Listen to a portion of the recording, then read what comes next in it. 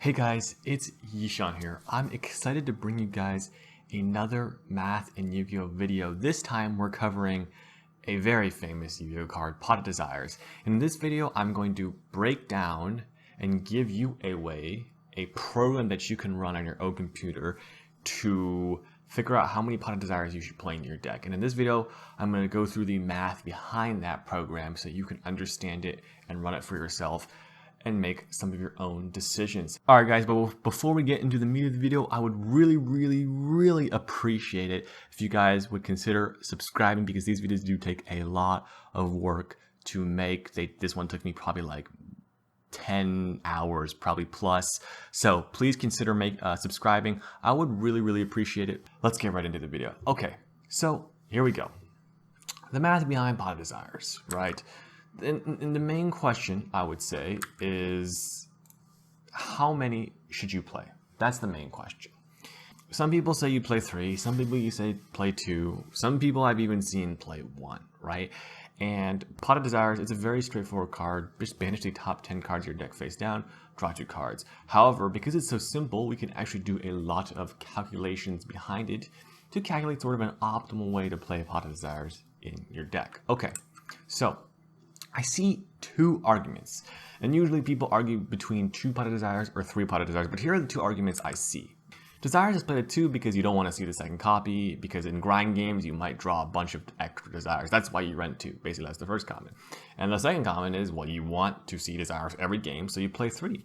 And both comments have merit. The main point, actually, is that, your goal is to draw exactly 1 Desires throughout the course of a game. That's when it's most effective, right?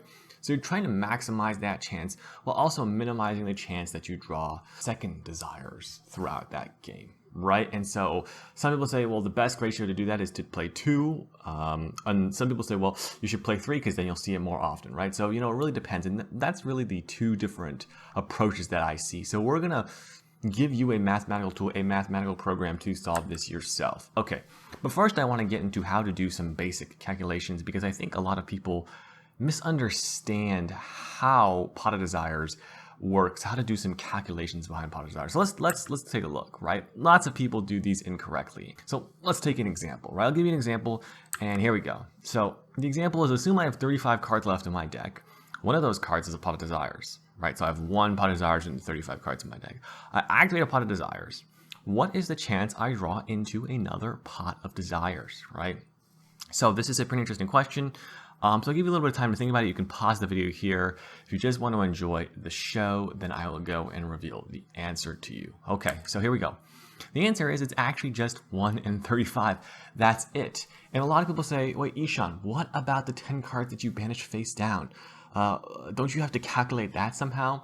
Well, turns out the answer is actually no. We don't have to calculate that. And the reason is something that we know in probability theory called independence.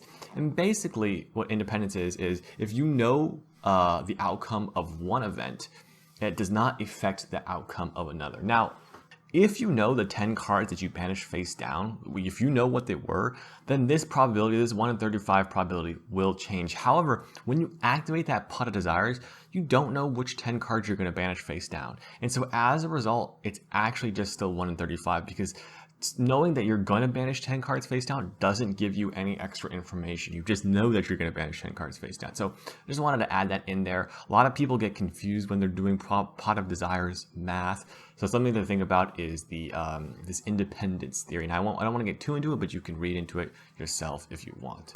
Okay, so before we do our math, we need to have a way to understand how valuable, how good or bad Pot of Desires is, right? We want to know, how we need some sort of metric. We need some sort of number that says, well, in this case, Pot of Desires is this good, and in this case, Pot of Desires is this good, right? And so I think the easiest way to do this analysis is to use the concept of card advantage. For example, all Yu-Gi-Oh players know, if I play Pot of Desires and I draw 2 cards, I've went +1 in card advantage, right? But for the sake of simplicity, let's just assume that it's always bad to activate the second Pot of Desires. That's one of the arguments for playing only 2 Pot of Desires, is you don't want to see multiple. Right, so let's assume that if you activate Pot of Desires and you draw into another Pot of Desires, that's actually not a good thing. You didn't actually plus 1 there, right? In fact, it might actually be worse because you banish the top 10 cards of your deck face down. Okay, so our goal for all of this is to see how much total card advantage, on average, we can gain from putting Pot of Desires in our deck, and we've got some other variables. That's our goal, is to understand how much card advantage we are able to gain, okay? And so let's lay some groundwork here, okay? So we have a few variables that we need to keep track of, and the first one is our deck size, right? That's of course very important. That's just going to change the calculations, so change the outcome. So yeah, our deck size. We also need to know the number of desires in our deck. That's not really that surprising either. That's going to matter a lot. So a lot of times you can have your deck size fixed and vary the number of desires in your deck to see what your math is like.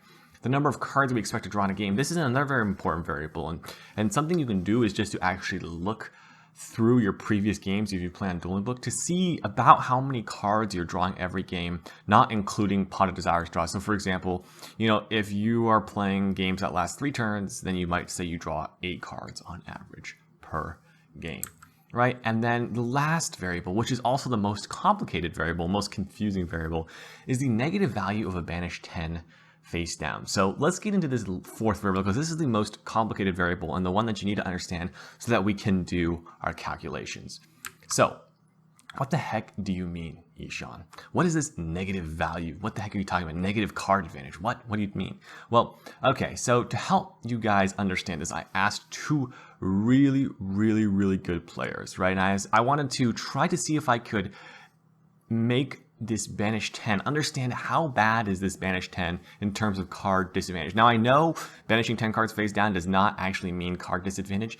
We need something like this because Pot of Desires' main goal is to draw extra cards. However, there is a drawback. That banished 10 is a drawback. And the question is, how bad of a drawback is it? Can we change that unit of banished 10 cards face down into some sort of form of card advantage, like some sort of card advantage equivalence, right? So I asked some really good players for my help. I've asked Walter, Jule, and Ryan Yu. Now, Walter Jule, for those of you that don't know, he got 2nd place at Nationals. He's topped multiple YCSs.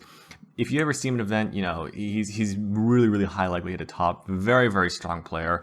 Been playing a lot of Salamangreat, maybe like around a few months ago, back when there was still events before COVID.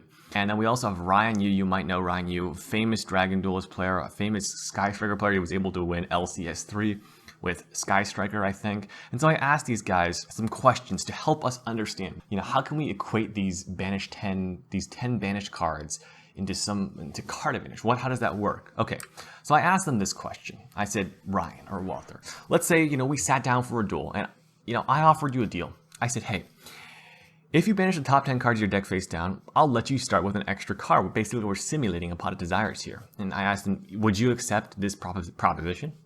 And Walter said, yes, every time. It's Desires, but you don't have to try it, of course. He plays, so this is for Walter's Salamangreat deck. I asked him, in the context of your Salamangreat deck, would you accept this proposition? And he plays 3 Desires in his Salamangreat deck. And he says, yeah, because this is free Desires, I don't have to draw it. Ryan said exactly the same thing. He plays 3 Pot of Desires in a Sky Striker deck. He says, of course I'm going to accept this deal. It's a free Pot of Desires. Happy to take it. Okay. So I said, that didn't surprise me too much. So then I went and I said, well, okay, let's try this again. What if I offer you the exact same deal, except now you only have a 50% chance to draw that extra card, right? So in the previous time, they're happy to take that deal. I'm happy to banish 10 cards face down to draw an extra card. But what if I say you only get that extra card half the time? And so they thought about it for a little bit, and Walter says, I still think that's a yes, because, that's still worth it to me, right? So, okay, what we know here is that banished 10 is worth less than half a card to Walter, right? Because Walter's willing to take this deal and only get 50% chance at a card. So we can know that this banished 10 is worth less than half a card to Walter. Ryan says, same thing, I'd still take the 50%, right? And so I think you guys see where this is going. And the point is how low would you go? How low would you take this percentage? And the idea is that the lowest you would go is roughly about how much that banished 10 is worth in negative card advantage, right? So for example, if you're willing to go as low as 25%, as Walter was willing to go, then you could say that banished 10, a worst case Pot of Desires, is going to, on average, be worth about minus 0.25 of a card. Now, I know this is hard to wrap your head around, but the idea is, listen, if you're willing to banish 10 cards face down for a 30% chance or 25% chance to draw an extra card, then that means the banish 10 is worth about maybe slightly less than 0.25 a card. Anyway, so the idea is if you can find the lowest you can go, that's basically what this represents in negative card advantage. And this will allow us to do the math to understand how good or bad Pot of Desires is in your deck, right? Okay, so Ryan said, you know, he was on the opposite end of Walter. He said, listen, as long as I don't banish 3 Ray or 3 Widow Anchor, I'm happy to take that deal. And he says, well, okay, that's around 2%. If he's like, I think that's around 2%. Actually, the scary thing is that Ryan is almost right. It's actually 2.4%. He said he would go as low as 2.4% chance to draw an extra card. So he would be willing, if you said, Ryan, I'll let you banish the top 10 cards of your deck face down. For a 3% chance to draw an extra card, Ryan said, I'm willing to do it. Okay. Walter said, the lowest I could go is probably around 25% if this is a blind desires. If you built your deck around it, and funny, both players actually asked this question, can you build your deck around it? I said, no, you can't build your deck around it because that's sort of cheating. We're trying to simulate the real world here. But he said if he built his deck around it, he could go down to like 5%, which to me is kind of cool, kind of crazy to see. So yeah, that's sort of how this works. And so when you're running my program, that's something you should be thinking about in the back of your mind as well as, okay, how low can I go, right? And that's sort of the negative value of the Banish 10 in the Pot of Desires. Okay, so hopefully I've explained that clear enough. Let's move on to some calculations. So I ran Walter's thing, and the reason why I put 41 cards in Walter's deck is because he told me last time we were actually at a real life event that if you play 40 cards but don't play Upstart Goblin, you're a hypocrite. So out of respect for him, I put 41 cards in his deck. Was that 40? 41 because it was 40, but then I threw in 1 to be rude. So, okay. All right. If you say 41 is worse than 40, then you have to play Upstart because otherwise you're a hypocrite. If you really want to play Upstart, you play 39, right? Yeah. Now, I just guessed that he was going to draw about 8 cards a game on average, and I put 3 desires in his deck, and I said the Banish 10 disadvantage is 0.25. Now, I ran my program, and he would expect to gain around 21.566 card advantage every 100 duels. I ran the exact same inputs, except I put 2 desires in his deck, and it was actually slightly worse, 21.34 card advantage in every 100 duels. So really, really close. However, I'm going to talk about later how this program is slightly skewed against 3 Pot of Desires. So if it's anywhere close, you should probably be playing 3 Pot of Desires. But we'll talk about that later. Okay, how do you run this program yourself, Yishan? Well, actually, it's really simple, and I will show you a tutorial right now. Of course, the links will be in the description. All right, guys, so Yishan here with a quick tutorial on how to run the program that I created. Here's the code, link in the description. Take this Pastebin website code, copy it, go to this website here, which lets you run the code, paste it in here, and then click the run button. And it's going to ask you some questions, some stuff to input here. So you're going to say, okay, I want to put 40 cards in my deck. How many cards am I going to draw per game? Let's say I draw 10 cards a game. You know, how many desires do I have in my deck? Let's say I run 2 desires and my Banish 10 disadvantage is 0.3. Then this is your average. This is going to be your average plus every 100 duels. So that's a quick tutorial. Hopefully it's easy for you as well. Okay, so let's talk about the math behind the scenes. How is this math actually done? Okay, well, it's a little bit complicated, so let's go through it step by step, right? We've got some shorthand here. So we have the percentage chance of drawing exactly some number of desires in our amount of cards we're drawing per duel. That's E number D. And then we have our Banish 10 card disadvantage, which I just said B10. And then we have the DAD, which is draw another desires, which means what's the chance we draw another desires off of desires we activate. Okay, so the first thing we have to start out is our net advantage. And then we're going to subtract a bunch of stuff from it. But basically, this is the chance that you draw exactly 1 desires. And then we're scaling it back a little bit. So we're doing 1 minus the Banish 10 card disadvantage. For example, if the Banish 10 card disadvantage was 10%, then we would say that every time we activated desires, we're actually plussing 0.9 of a card, right? Because that's the payoff or the negative card disadvantage of that. So we do basically we can scale it down to a percentage of how much this plus is actually worth. And now we have to subtract a bunch of stuff, a bunch of cases. So for example, now we need to subtract the chance that we draw exactly 1 desires, and then we draw another desires, right? So if we drew exactly 1 desires, and then we drew desires off our desires, then we'd have to go -1 in card advantage because we just lost a card, because remember, we're assuming that we can't activate a second desires. Also, we have to subtract the chance that we drew exactly 1 desires, and after that desires, we drew another 2 desires, right? This is like crazy, right? So if you drew another 2 desires, then you would actually go -2 in cards. That's why we have this ×2 up here before we subtract it. Okay, so next one, we've got, if we have 2 or more desires, now the truth is that this thing, you won't need to do this top part. It'll be ineffective if you have less than 2 desires. Both of these will just be 0, so this won't even matter. So anyway, if you're running 2 or more desires, you need to subtract the chance you draw exactly 2 desires, right, times your negative card advantage. So for example, if you draw 2 card desires, you're going to +1 off the first desires. However, you're not going to be able to activate the second desire, so you're actually going to go -1, and then you're going to lose the banish 10 disadvantage because you had to banish 10, right? So that's why we have that here. Then if you're running 3 desires, you need to subtract the chance you draw exactly 2 desires times the chance you draw another desires, and then you also need to subtract from that the chance you drew all 3 desires, and then you need to scale that by 1 plus the banish 10 disadvantage because you lost another card there, right? So if you activate a desires, right? If you open 3 desires, you activate a desires, you're still going to be -1, and you're also going to be minus the banish 10 card disadvantage. So, okay, that is the math behind the scenes. What's left after that's how you got that previous number on the previous slide. That's your result. So that's the math behind the scenes. So some final notes here that I want to say, okay? So Yu-Gi-Oh is a really, really, really complicated game. And the truth is that there's no amount of math for anything that's worth calculating, for anything that's complex. Math is not your only answer. So remember I said earlier that this scheme slightly disfavors 3 pot of desires. For example, when I asked Walter this question, he was not allowed to normal summon a Salamangreat first and search the field spell, right?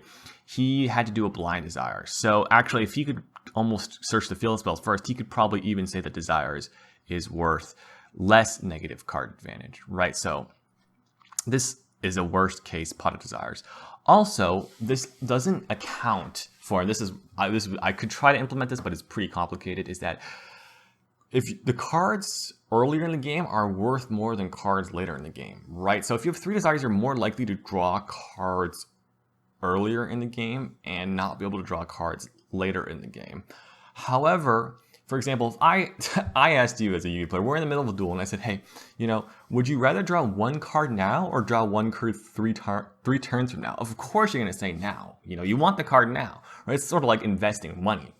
Would you want money now, or do you want $10 now, or do you want $10 next week? No, I want the $10 now, right? So this simulation doesn't favor cards drawn earlier, which is probably slightly a mistake, and also probably will slightly disfavor the 3 pot of desires outcome. Again, also, if you have a pot of desires as a blank card, even if you're not going to activate it, for example, a deck like Sky Striker can use the pot of desires maybe to send off an area 0. So it's not quite actually a dead card, or if you discarded a Twin Twisters or a Nightmare, right? Again, this is another case that we didn't account for, that if we did somehow account for it, would probably slightly favor 3 pot of desires more, right? So that's just some words of warning here. I want to say that if the advantage is big enough, like if you're seeing maybe a 2 advantage, for example, I think that probably if you're playing a 40 card deck and you're expecting the game to go 4 or 5 turns, and you don't have a good way to discard your pot of desires, then it might be worth running 2 pot of desires. That's just a basic metric, right? Otherwise, if you're playing 2 and you're getting numbers that are saying 3 is better than 2 or 3 is really close to 2, consider bumping the number of pot of desires up to 3. Okay, so that's my final words of warning. Remember, this stuff, Yu-Gi-Oh is such a complicated game, it's really, really hard to encapsulate it all in math. So like, for example, you know, that negative card advantage concept, if you really understand your deck, you can probably really understand how bad that Banish 10 is for you on your average scenario. So maybe you would like to edit that a little bit. But okay, again, these videos take a lot of work to make, guys. So please consider subscribing. I had to make the program. I had to make this presentation. So if you enjoy this kind of stuff, please consider subscribing. That's what keeps me going. All right, guys, I hope you guys enjoyed this video. Hope you learned a little something. Hopefully you'll use this to help build better decks and help play the right number of desires. Okay, guys, until next time, I will see you guys in the next video.